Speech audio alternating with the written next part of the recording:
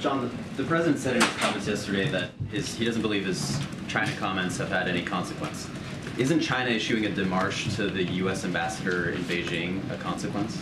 If démarches issued by nations against other nations were some sort of bellwether for whether a relationship was collapsing or in any danger, I mean, my goodness, Jeremy. A démarche is a démarche that happened all the time. I'm not going to get into the specifics.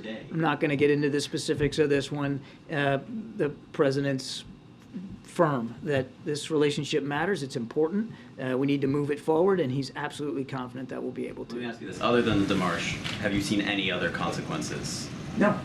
In the relationship? No. Nothing. And then secondly, the president in his comments at that fundraiser, he also revealed a U.S. intelligence assessment that she was not aware of the spy balloon flying over the U.S. in February. What was the strategic value of disclosing that intelligence at a fundraiser? That wasn't a disclosure. That's been in the public domain. Not on the record from any. Yeah, it has been. Yeah, it was. It was. A senior defense official had talked about it before, on the record, that was a possibility. Yeah. Thank you, Corinne. Hi, John. Honestly, I'm a little confused why you're not confirming Jake Sullivan's trip to Copenhagen, but especially because it's been reported by other countries' media who is attending. But let me try it this way. Can you specify the kind of request that was made by the president to Prime Minister Modi in terms of supporting or getting the support of Global South countries for Ukraine? And also on that note, did the president and the prime minister discuss whether President Putin will be welcome at the G20 in New Delhi? I don't have anything additional to speak to with respect to the G20 and how that's shaping up.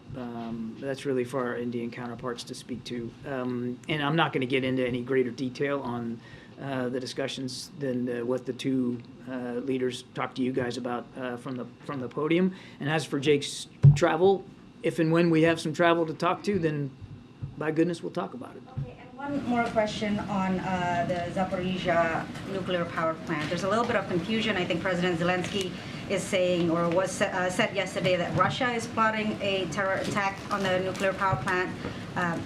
President Putin today is urging the International Atomic Energy Agency to ensure that Ukraine does not attack the power plant. What is the administration's understanding on this? What's your assessment? And are there anything that you're doing in particular to that issue? We're continuing to monitor it closely.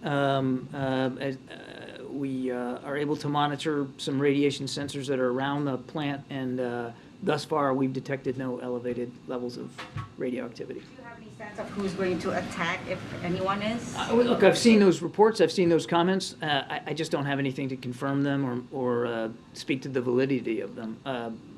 The only other thing I'd say, and we've said this before too, is that I think we should all be able to agree that a nuclear power plant is not a great site for military operations one way or the other.